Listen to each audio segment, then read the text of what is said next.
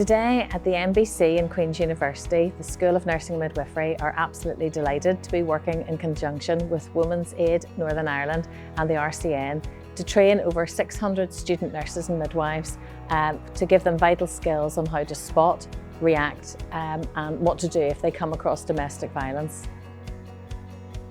I think it's very important. If you look at the statistics in Northern Ireland, it's one of the most dangerous places to be a woman. We have 28 women since 2020 have died through the hands of their partners, ex-partners or family members. So this is really about us trying to help our student nurses understand what domestic violence is, what it can look like.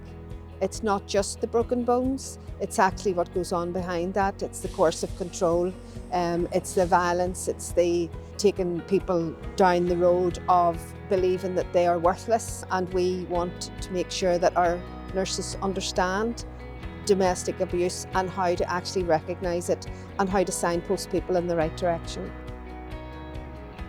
The students will learn about domestic abuse, the forms of domestic abuse, the context, setting the scene, the statistics, the high levels of domestic abuse that we have here in Northern Ireland, and also looking at the signs.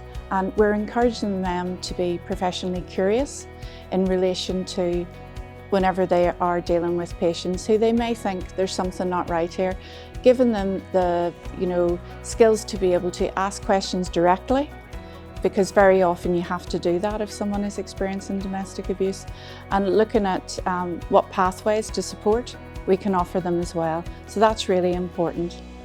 I think the Unlock Safety Initiative is so important because it supports us as student nurses to support individuals in our care who may be a victim of domestic abuse, and gives us those tools to equip us to be that conversation starter and approach the situation and build trust and rapport with an individual to support them through what they may be going through.